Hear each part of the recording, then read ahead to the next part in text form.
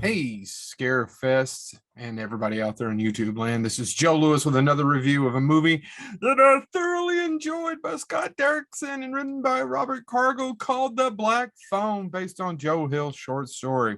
Yes, that is the Kool-Aid Man behind me. Yes, I did lift it up so everybody could see it. My friend James told me I should do that. The less I tell you about it, I know you hear this a lot, the better you'll enjoy it. But there's not a lot of twists and turns. What it's about, it takes place in 1978 in Colorado, where kids are being abducted by a masked person who is killing children, and he's called the Grabber. All right.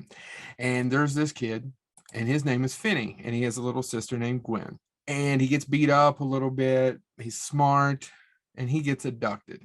And that's pretty much all you really need to know about the movie. To say that I enjoyed this movie is kind of an understatement. It has one of the best, most cathartic endings of a film I've seen, honestly, since Once Upon a Time in Hollywood.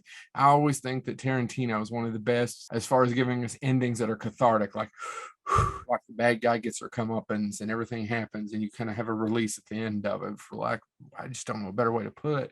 Just cathartic endings. And Scott Derrickson and Robert Cargill, just see Robert Cargill knocked that one out of the park. Finney, that arm is mint. That arm is mint, Finney. And once you see it, you'll know what I'm talking about. It's a tough movie, though. It is about child murder, and it's not going to be for everyone. I was a little afraid before I walked in because I've gotten to be a little bit of a wuss since I have had a child, and he's now 5, but some of it's a little hard to take. I would say it's easier to take than Dr. Sleep was a couple years ago. If you saw that, it's particularly one scene. There's no scene in this like this, but there is 4, if not 5, really good jump scares. Ethan Hawke plays the Grabber, and he doesn't overplay it. In fact, it's one of his finest performances, considering a lot of times he's behind a mask. The kids in this movie are just fantastic. Mason Thames, or Timms, I don't know how you say his last name, is Finney. And I'd like to talk to Scott Derrickson and ask him, was he trying to make him look like Mike from Phantasm? I mean, because he looks, I mean, it's close. I was wondering if he was trying to make him look like the kid from Phantasm. Madeline McGraw plays Gwenny, his sister, who has a little bit of, lack of a better way of putting it, The Shining. This is based on a Joe Hill short story. Joe Hill, Stephen King's son. All of the cast is fantastic. The story is so good. There is, like I said, I jumped in the theater 3 times. There's 4 or 5 good jump scares, but old curmudgeon me jumped 3 times at least like that. I mean, it got me.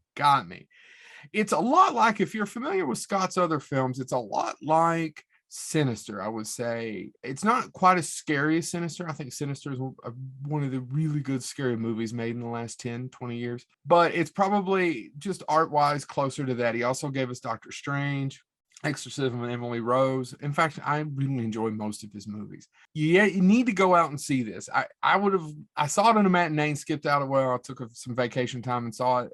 It'd been nice to see it in the theater. It was also nice. It would have been nice to see it in the theater with a bunch of people. It was also nice to see it by myself. There's a lot of allusions to other things. I don't want to talk. There's a great. It's like Scott Derrickson. I saw that Starlog rack that gets knocked down during that pinball scene. I saw those Starlogs. I wish it had more Fangoria. I didn't see those, but it's quick. I'll go back and look later. I appreciate little nods like that throughout. The kids are fantastic.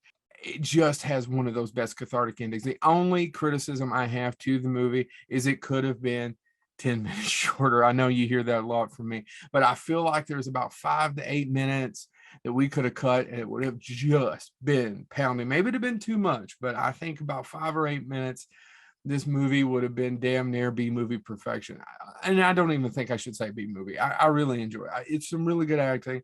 At first I was like, oh, this dialogue but it's just good. I really liked it.